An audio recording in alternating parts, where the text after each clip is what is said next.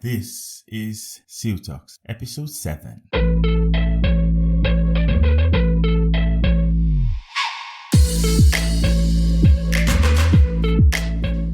Hello, Star Architects. Welcome to another episode of SILL Talks. I'm your host, Egbenyon Leonard, and on today's episode, we'll be looking at strategic thinking for business growth for architects. Just like a game of chess, growth in your business can be planned, can be strategized, and it can be projected and then executed.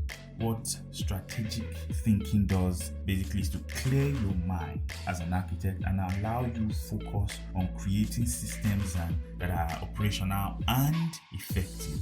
That sometimes means not, as you say, just delivering projects, because most times we focus so much on the role of the architect and neglect that we're actually business owners and we run a business as such. And what this episode is going to be doing is basically breaking down and moving your mindset as an architect from opportunistic thinking to strategic thinking. That is finding ways to work better and smarter, not necessarily harder in this case. And when you look at opportunistic thinking and strategic thinking, I call it opportunistic because of the way in which we actually operate in the sense that the difference between the two of them, that is opportunistic and then strategic thinking, is that opportunistic thinking is you are always like waiting for, you are reacting to what happens. You are waiting for something to happen, then you react to it. While strategic thinking on its own is to create what actually happens. You go out there and you create and disrupt systems. Create systems that, go out and fetch. Let me use this very classic example. You are waiting for client A to decide something, or you are waiting for a phone call or even referral. Yes, these are the normal ways we get projects, right? But there are systems that actually can operate without you having to repeat it manually every single time. And that is what we are focusing on today, called strategic thinking. And when you are being strategic about your processes or your systems, you achieve a lot more. I'll get into that shortly. Let's quickly look at some misconceptions that is responsible for how we have become so opportunistic in our thoughts as architects and designers. And the first thing, there are two basic ones that I have identified, and I've spoken to people over time, related with persons, with creatives and all. And there are two things I have identified. And those two things they have some ripple effects, which I will also shed some light in. But the first one that I have identified as a misconception is that we have developed so much time in architecture, and we feel that if you, as an architect, raise your fees, the client will run away.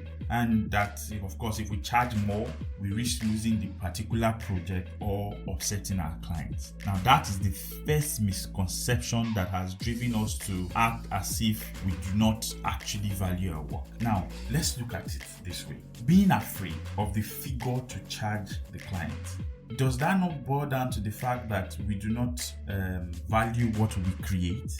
Do you follow? If you value what you have as an architect, the drawings you produce, the concepts that goes in, the thought forms, thought processes that goes into your design, the joy or the value you derive from actually putting thoughts from thin air, creating things that did not exist. Like somebody said, you are co-creating with the maker of the world, because he has given you the willing power to will things that are not in existence, And if you place value to that, shouldn't you actually charge what you're worth? Even though that is a different story for another day. I believe strongly that doing work and not knowing value is one of the things that is responsible for why we charge the way we charge. And then, of course, we all know that money is the fuel of any business. And if there isn't money to keep the firm running, the firm closes or are not able to recruit the best skills to execute, or at that optimal level, or train staff to get to that level where they are delivering top-notch products. Now that is the first misconception and the ripple effect of it. The second one is that even when firms, we all know that just like everything in life has, there's a rising trough. As somebody who did not have money and you're working hard to create systems and processes, there will come a time where you are operating optimally. Even if and when you get there, or you are operating at optimal level, there's definitely going to be a stage where you go have a plateau or you descend. It is one of those things. Ups and downs is what is called in life. And in the processes where firms have their ups, time and time again found out that firms do not have the hindsight of keeping reserve during the good times. So they have cases of their, when issues hit hard, they start cutting back and then owing salaries. Of course, during the downtime, that's what most firms do. For example, I'll take a typical example of the lockdown period of last year, 2020. Most firms had to cut down on staff. They let them go. Some even had to pay them salaries. They just told them, go home whenever we are done. Whenever this whole thing clears up, we'll call you. And imagine if a firm could afford to pay its staff for, say, 12 months without taking in a new job. Your strategy is such that you have planned ahead of time for 2 years. If we don't get new jobs, we keep researching new ways. You are not worried about how does the next paycheck for the month will come, because you have planned it. And at the time that they are able to recover, for example, the COVID is over and some firms are back to work and all of that. By the time you are planning to recover, you find out that they keep struggling with the excesses of when they were owing salary. And the typical example was that this firm I worked at a time back in Lagos. As at the time, they were building amazing structures, beautiful structures in Lagos. That was when they had the good time. But of course, I think the management, I don't know why, I wasn't there at the time, but for some reason, as at the time I joined the firm, they were just at the tail end of, getting into a trough. And they were owing salaries and all of that. It was so terrible. So, though that is the second reason that I have identified that is responsible for, us now having to fall back to opportunistic thinking and say, okay, I've done this thing at some point, I'll get referral for them. With that being said, we'll look at what benefits opportunistic thinking has, or better still, pitch opportunistic thinking against strategic thinking. What opportunistic thinking is, basically, is you are waiting for the phone to ring. You are waiting on what the client will decide to do next before, your plans are hinged on the client does this, I will do this, or the firm will do this. The client swings left, the firm follows. That is opportunistic thinking. And of course, most of your clients comes probably in the same circle, because you are getting them through referrals and they are in the same circle of friends or people who know themselves.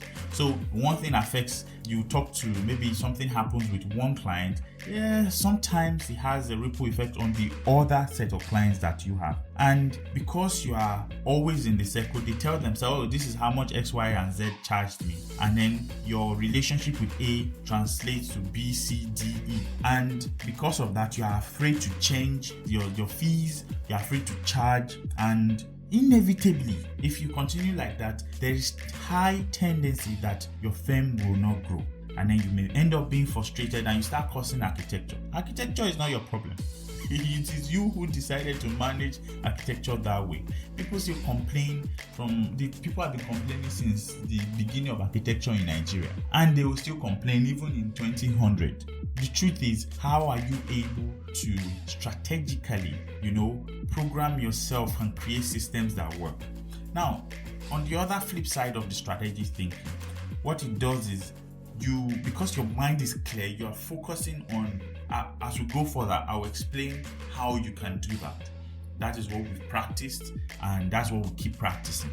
Now, because you have identified how to go about building systems, you would have identified clients and projects that are worth it, and how to go about getting them, to see you, or to be in their faces, or to reach out to them some way or the other. And you plan and implement long-term strategies.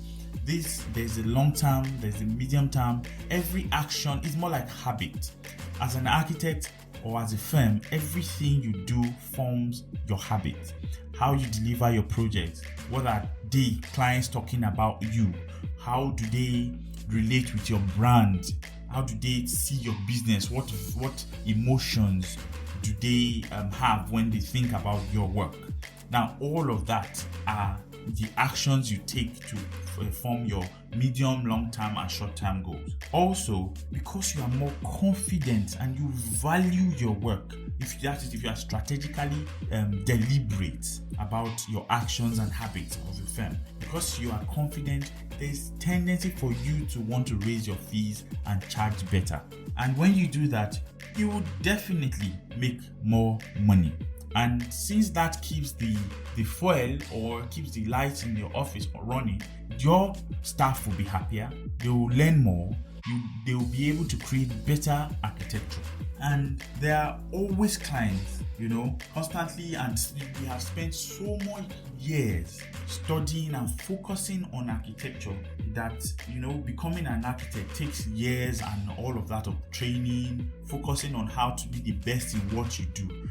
Also forgetting that it is a business that you run, and like I always say, a product that is not out there is as good as dead. Your consumers, your audience are reaching out to them. If a crappy product, let's use an example, a crappy product that has the good audience, at the end of the day will probably still do better than one that didn't come out of the factory at all, if you agree with me. And what this means is that there are always clients willing to pay what you are worth. That's the value you place on yourself. One of the persons I admire most, Anthony Robbins, once said that the value a person places on himself is what people will pay. The truth is, not everybody is your target market. Yes, even in architecture. And the way I personally consider architecture is that architecture or the products of architecture are businesses. And if we focus on creating that product alone, we miss out on the relevant part of selling it. But if you are strategic about your thinking and you are able to devise ways that these functions are all encompassing, from the stages of creating to the stages of distribution, yes, it is a product. So every market force applied to it. And because you value it, people will pay. And people will pay if you are able to connect to this tier of clients that actually will pay for it. Also, I'll take out the benefits of strategic thinking after I have explained what are steps to be strategic in your business. And these are basically 3 steps. Before I go into this, we have been able to look at the misconception, what is strategic thinking as opposed to opportunistic thinking. Now, the 3 strategies are simple and straightforward. The first one is working in the business. Now, they are quite similar in nomenclature, so I'll try and break them down as best as I can. The first one is working in the business. And working in the business involves delivering your products and services based on your existing processes. Assuming you have a client who comes to you and has given you a brief, all of the processes it takes for you to design and create that interface for the client is working in the business. Now, the next phase actually is working on the business. In the business, as an architect, or maybe you're a manager of a firm or what have you, or a designer who is calling the shots, there are times where your hands may not be directly involved in working in the business because you have people who take care of that processes for you. Once the work comes in, you do drafts and all of that. Yes, you can interface with the client and all, but the actual drawing, detailing and all of it is not done by your own hands. And that is where, again, we have another issue, because most firms today in Africa operate, because that's the majority, but there are exceptions to every rule. Most of the firms operate as a single man business. And because of that, the person is the manager, he's the secretary, he's everything. He wants to do the 3Ds, he wants to do the design, and you cannot be effective that way. That is why collaboration, even if you do not have enough resources to pay staff that do the job, you should be open to ideas and collaboration such that when the project comes, you are not entirely boggled down with working in the business.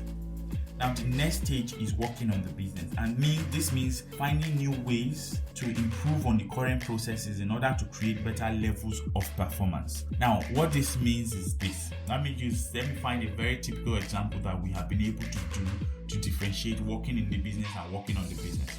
In the Render Like a Pro course that we also have, there came a time where we were teaching V-Ray. Now, teaching it is working in the business, right? But after a while, we figured out that if we continue to teach V-Ray, the amount of time it took our students to actually learn V-Ray physically was more. So we had to fine-tune our processes such that we switched to Corona even in the studio. And switching to Corona made it a bit easier because, in my opinion, it was more automatic, and our teaching style had to change as well. Now, people in our masterclass will relate because it took them shorter, that's the newer students. In short, we started getting calls from the older students complaining that we didn't get this good when we were doing this. And I had to explain to them that because we had fine-tuned our processes, now every time we get feedback from students, we work on them. Now that is, we work on we are working on the business, fine-tuning our processes such that we are able to create, better students. Better students who do beautiful activities within a very short period of time, which we allocated to others. But it is more effective because we have fine-tuned it, and we keep fine-tuning based on the feedback that we have gotten. So that is the difference. There's this part of this movie, Black Panther, exactly, where one of the actresses mentioned something very profound that I took away from that movie. And he said that because something works doesn't mean it cannot be better. Now, because your processes work, you're able to draft, you're able to deliver projects, does not mean you cannot fine-tune it. Fine-tuning it is working on the business. And now the third part of it is working to transform the business. Basically, when you improve, that is working on the business now up. When you improve on your processes, your current trends, it will create opportunity to firm owners on ways of transitioning from the business or strengthening the core functions. For example, if you have 2 staff, by the time you have worked on the business and you are creating more effective ways to be efficient, optimal performance, you will have more projects to come in. Because when more projects come in, you have to look for ways to recruit more staff. You have to look for ways to train your staff such that they keep delivering top-notch services every single time. And that in itself will transform your business over time. And this is like habit. There's no way that you constantly improve a process. You improve strategically, deliberately, and your processes keep getting better, that you will not make money. It's not possible. I have not seen anybody who has dedicated time to developing systems and processes that has ever complained of lack of projects. I haven't seen it. Even till today, because of that system we have created, it leads us to yet another problem in the firm. We have to now still find someone or people or group of persons as we are training to fill in the gaps of as we expand our team. You have to now always look for the right sources, the right persons to fill in the gap so that your processes are seamless. Now, if you understand me correctly, as you proceed to work on the business and then working on transforming the business, you create other hiccups. You keep hitting bottlenecks so that when you find a way around them, it opens up other possibilities for you, and then you keep getting better. And the amazing benefit of these steps that I've just itemized, strategic thinking, is that the first thing is you get better results in the same amount of time. Because something is good does not mean it cannot be better, right? And if you are able to, manage your processes and develop systems that works, you will have peace of mind. You'll be able to take in projects and go to sleep because you have processes in place. You have persons in place, whatever you want to call it. And because you develop systems that are not dependent on you, you as the manager will be able to free up more time to still be more strategic and deliberate. You free up more time to either think. You can spend the whole day by the lake just coming up with ideas, with pen in hand, paper in hand, thinking of things that will make your system good, thinking of new branches that you can take your architectural practice to, thinking of ways and services that you can not necessarily delivering Mr. A's work, Mr. B's work, but actually coming out of the box and developing new avenue for resources. And when you have done that, you build a life outside of architecture that is linked with architecture, and at the same time you'll be able to have hobbies. You have a happier and better life, and revenue will never be your problem. Time flew by. So we've come to the end of this particular discussion. I know that we try to put a lot of things in the shortest possible time so that of course it doesn't get boring. But please, if these things that I am saying, if they make sense to you, if they have been able to help you, please drop your comments, your thoughts about this particular topic in the comment section. Let me hear from you. Let me know what you think. Let me know how you are able to better your systems, how you are able to practice as an architect or a designer or a creative generally, and build systems, how examples of how you change things strategically rather than waiting for your phone to ring, how you have come out of your shell to get better projects and all of that. Please share your ideas. If this is your first time on this podcast, welcome to SILL Talks. Please subscribe, share, and let me hear from you. Let me know what you guys think. And once again, it's been a beautiful time here. Until the next episode, I remain your host, Egbenyon Leonard, and this is SILL Talks.